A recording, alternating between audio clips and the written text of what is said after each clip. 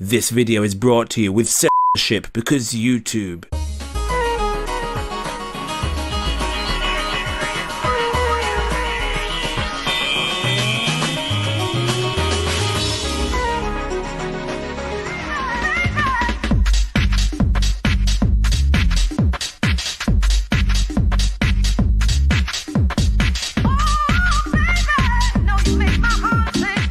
The pickup art or seduction community came to prominence in the early 2000s. It was based around the idea that attractiveness to women could be learned and then demonstrated, that a man could make himself more attractive to women through displaying specific behavioral traits. It was focused around behavioral determinism, that your behavior determines outcomes in your life.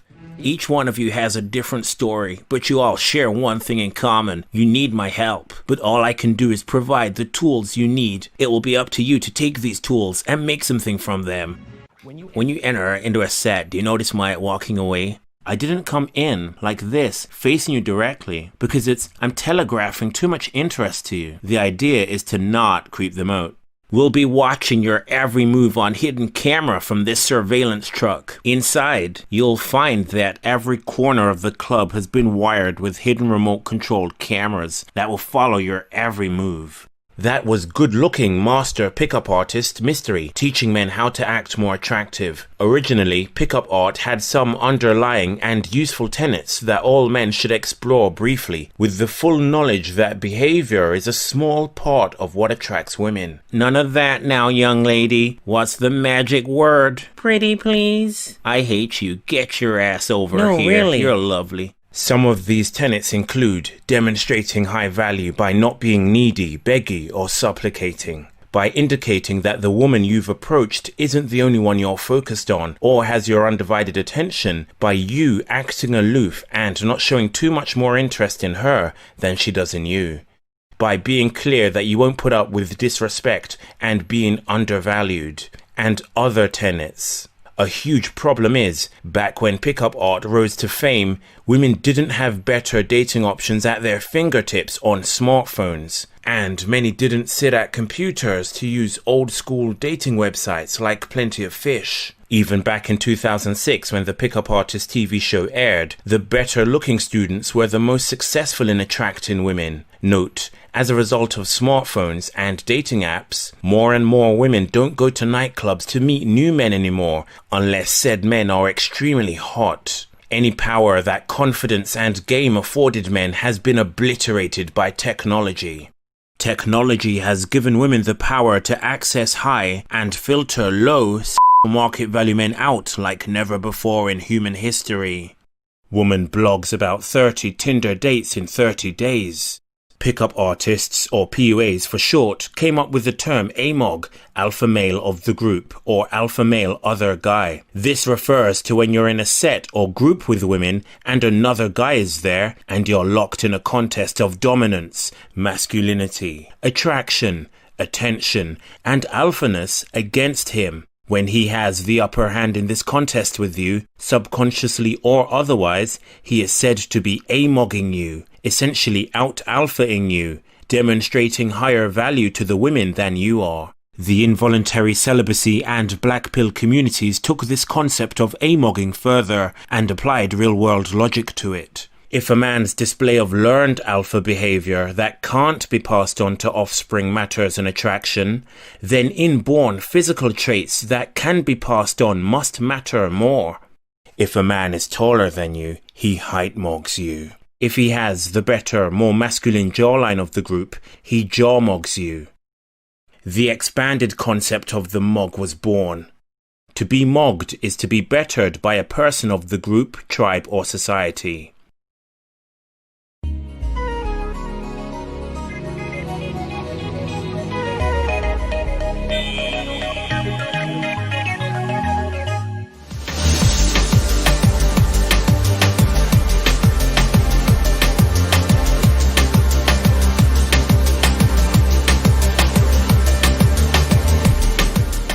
The jaw is important in the attractiveness of both genders, but whereas women with a weak or underdeveloped jaw retain their femininity and to an extent their attractiveness, For men, a weak jaw usually spells weak masculinity and low attractiveness. Jessica Alba, who is seen as hot by millions of men around the world, would agree with me if she had the wherewithal to be blackpilled. Here are FACEandLMS's 7 components to an attractive male jaw. Brutal.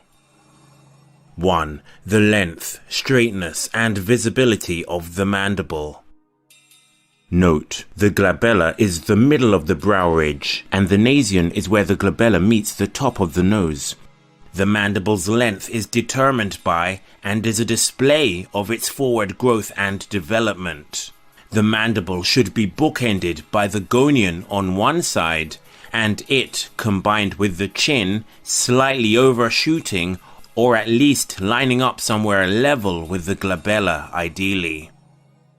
At the very least, it should overshoot the nasion slightly. Anything less can be considered weak or recessed. Lower jaws that can be described as weak or recessed will often have a lot of downward growth as opposed to forward growth. A lower jaw that is weak or recessed is often coupled with other traits that are weak or recessed, such as weak or low cheekbones or a recessed maxilla. It's as if what caused the mandible to grow non-optimally didn't affect the mandible in isolation, but the whole face. The right shows good forward growth of the lower jaw. Forward growth of the mandible adds to the face's angularity, which highlights the lower face's leanness. The jawline's visibility is important. Forward growth of the lower jaw will help its visibility. A recessed mandible can be described as weak, childlike, underdeveloped. The left mandible is visibly non-straight, which lessens its impact and aesthetic appeal. A good mandible is straight. 2. The gonial angle. This is how close to a 90-degree angle the intersection of the mandible and ramus is. A good gonial angle starts from around 100 degrees, such as Lachowski's on the left, to around 120 degrees, such as that of the man in the middle. The man on the right has a bad gonial angle at around 135 degrees. The gonial angle is important as it determines how parallel to the floor or x-axis your mandible is. Obviously, your jaw shouldn't be perfectly parallel to the floor, but it should be somewhat close. 3. Gonian position. This is the vertical position of the gonian. This is what differentiates the middle guy's jaw from the right guy's the most. Notice how the man on the right's gonian is really high set, which is bad, and results in 2 more flaws. 1. Less ramus length, and 2. Less jaw body, as I call it. Jaw length is good, but not at the cost of a good gonian position and good gonial angle. Here is my quick and dirty attempt at lowering the right man's gonian position. The effect is a longer ramus like the middle man's. The forward growth of this man's facial lower third and his mid-face still bugged me though, so I played around with improving his looks further. Look how confident he looks now. 4. Ramus length, uprightness, and visibility. The ramus is the near vertical piece of bone under the ear, almost parallel to the face. You can't see it in this young man or in this woman, but notice how the woman's lack of ramus, and jawline entirely in fact, still looks average, feminine, and not underdeveloped. Whereas the young man's ramus looks underdeveloped and unmasculine, even though it's slightly more visible than hers. Although I don't think there is an absolute attractive length for a ramus, in my opinion, it should start somewhere level with the nasal base of the nose. It should reach down near on vertically to past the mouth. I find that this is correlated with a wide, well-developed lower jaw. Ramus visibility complements mandible visibility to contribute to the angularity and to the striking and aesthetic effect of the jawline. The young man on the right is roughly around the same age as the Untermensch on the left, but the Übermensch's ramus is more developed and more masculine. The ramus should be fairly vertically straight. Your ramus should continue its near straight trajectory until past the mouth, where it meets the gonion, like the man on the right. This results in a wider lower jaw, more balanced facial thirds, and more jaw body.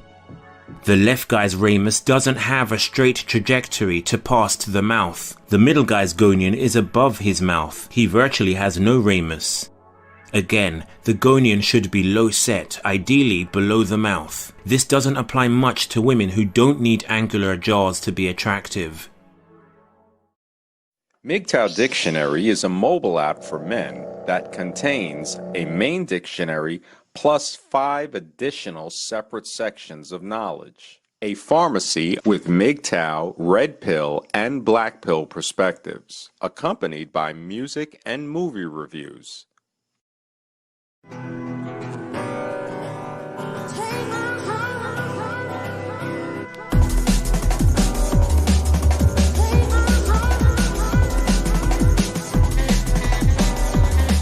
Women don't have the self-awareness to understand that their high market value and the emphasis they put on looks are changing dating and society forever. 5. Chin projection, width, and height. Chin projection also is important for the aesthetics of a good masculine jaw. This man has a receding chin and recessed mandible. Instead of having forward protrusion, his chin is actually retreating like an overpowered army back towards the safety of his neck. It is receding. His rounded, short, recessed mandible doesn't have enough forward growth or length to afford his chin forward prominence.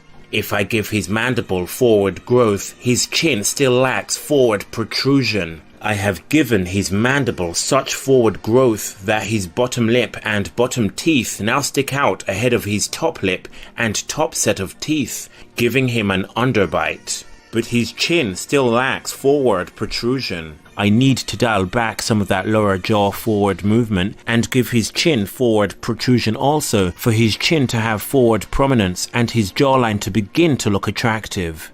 Obviously, as we now know, I need to give him an attractive ramus to make him attractive. Then I kinda spurged out to make him chattier, whatever. The middleman is an example of a somewhat protrusive chin but recessed mandible, resulting in his chin lacking forward prominence. This man's chin is vertically short but not receding. The man on the left has a receding chin. The man in the middle has a somewhat protrusive chin, although short. Both men's mandibles are recessed, however. The mandible and the chin must work in tandem.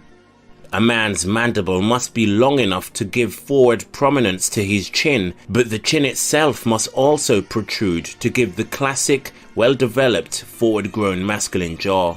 This man's face looks like it was built by architects. Everywhere you look, there is just optimal forward growth and bone. Notice how he has enough mandible length to position his chin forward, and his chin itself has protrusion, both of which make for a prominent chin. When your future 39-year-old wife who settled for you has her eyes shut during your intimacy with her, it's bone structure like this that she'll be seeing. To illustrate this point further, here is a man with forward chin projection but mandible recession. To give him a fuller lower third, more chin projection is not the answer. What he actually needs is more forward lower jaw growth, which I have simulated on the right. Note, this is a quick morph and I wasn't trying to make his lower third more masculine here. Before, we saw that a lower set gonion and longer ramus can provide more jaw body. This is an example of gaining a fuller lower third on the other side of the jaw. 6. Hyoid position. The hyoid bone is situated under the mandible in the neck area. The lower it hangs, the more buried your jawline appears, the more uncertain it is where your gonion is positioned, and so the less striking your jaw appears. The man on the left has the untermenschliche combination of a receding chin and a low-hanging hyoid. There is no clear distinction between his jaw and his neck.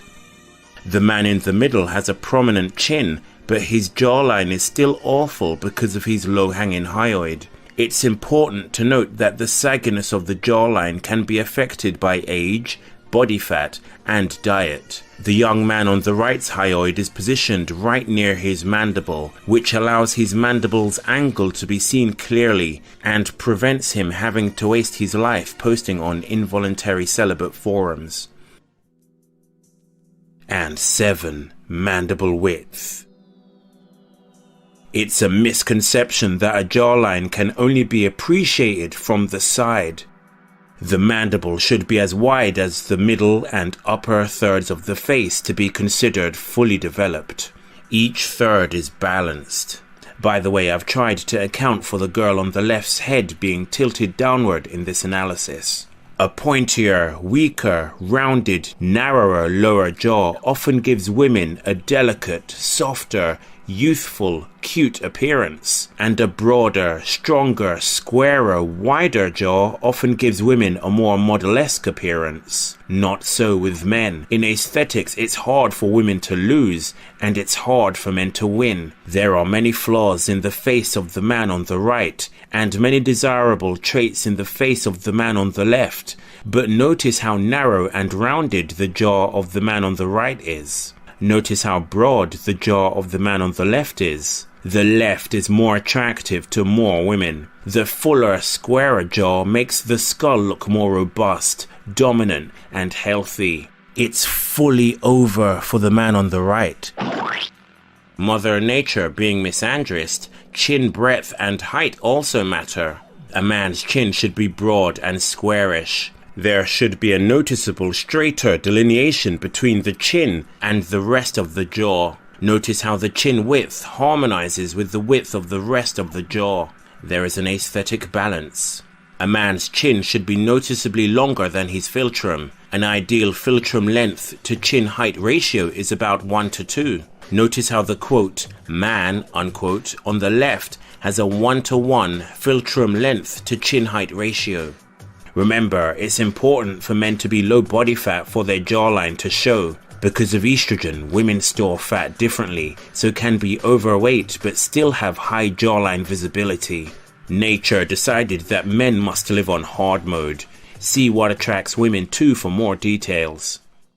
So a good-looking guy, if you know that you're a good-looking guy, you could probably get away with saying, hey, I saw you over there. I thought you were cute, so I just had to come over and say hi. What's going on? Right? You could do that if you're a good-looking guy. If you're not a good-looking guy or objectively good-looking, then it's probably better to say something like, hey, I saw you over there, and I just wanted to meet you. Can I meet you real quick? Just something like that. So you're not commenting on the looks. You know what you get then? You know what you get then? You get women being polite. You get the 10-minute conversation to nowhere, and then you're like, it makes it awkward for her to reject you. So then she gives you her number, and then she flakes on you.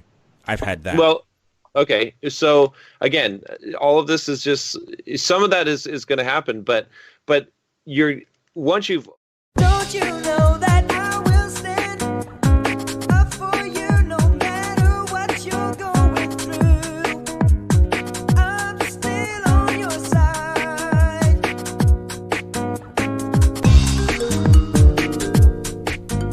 Height is a dimorphic trait, meaning men tend to be at one end of the scale and women at the other. Men at the taller end, women at the shorter end.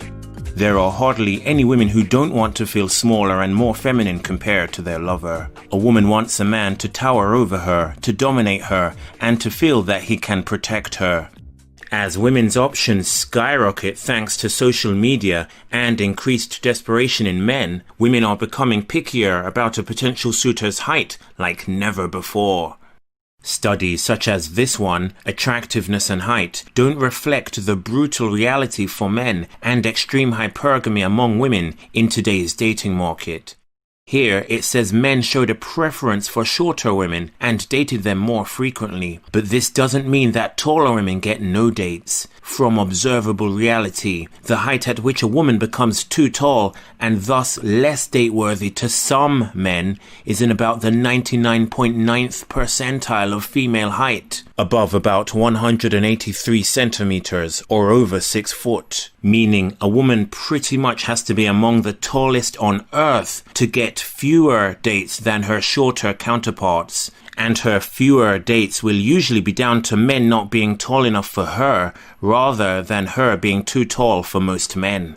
Women showed a preference for dating men taller than themselves, and reported dating taller men more frequently. From observable reality, the height at which a man becomes too short to be date-worthy to the overwhelming majority of women is in about the 23rd percentile of male height, below about 167 centimeters or 5'6". So whereas a woman has to be taller than around 99% of other women for her to be less date-worthy to some men, a man only has to be shorter than around 77% of other men to be almost completely undate-worthy. This chart speaks of men with a height below 5'5" as having female height, manlets blown the out. Whereas both men and women can be attractive or unattractive, physical attractiveness is not dimorphic, tall height is expected only in men. A good face is rarer, so more valuable than tall height. So a good face is more attractive than a good height. However, bear in mind the following caveats. 1. Height doesn't necessarily make you attractive, but it is a looks multiplier. A 4.5 out of 10 man at 5'6" could be a 6 out of 10 man at 6'4 plus. 2. Below a certain short height, even a good face won't be able to save you for the most part. If you look pathetic standing next to a woman because of the brutal height mugging, then increasingly fewer women today will find you date-worthy. It must be hard for this woman to see this person as a man. She could literally mug him if she wanted. Lucy Rosser says, I say, I don't think I can date someone shorter than me. My dad replies, you can't trust short men anyway. #preach it. Britton Darrow says, short guys are the absolute worst. Women feel perfectly fine insulting short men. Below 5'7" is where your height will be the overwhelming cause of your rejections. Below 5'5" is where most women won't even respect you as a man. Some encouragement you may hear is, well, as long as you're taller than a woman, you have a chance at attracting her. Black pill. As women become choosier, below about 5'6", it's not about you as a man being taller than a woman that you'd like to date. It's about being as tall as the other men she can choose from. A woman doesn't want to have the shortest, most bullyable boyfriend in her social circle. It suggests that she can't do any better and lowers her snuggling market value. As objective as looks are, there is some subjective wiggle room, and most women can't pinpoint every little thing that they like and don't like about a face. On the other hand, height is measurable in a far more objective way, and to talk about it doesn't require any knowledge of aesthetics. Height, as well as a man's manhood for the same reasons, is one of the few things that it's socially acceptable to shame men for and to be openly discriminatory about. In this experiment into the halo effect of height, random bypassers had to guess each of these men's profession. Notice the disrespect this one woman has when guessing 5'2" Melvin's job. He's little. Maybe a cook. Like a cook. She's laughing in his face. If he approached her romantically, she would feel insulted. Manlets often say that a tall man who dates a short woman is into kinder. It's called Kinder Surprise. This is largely down to sour grapes and coping because, if you're a manlet, you'll never tower over a woman and make her feel protected and small. This, you kinderluster, and save the short women for us, thinking places the agency on tall men for dating short women and not on short women for choosing tall men. Manlets would never accuse the rare tall woman who dates short men of kinderlusting.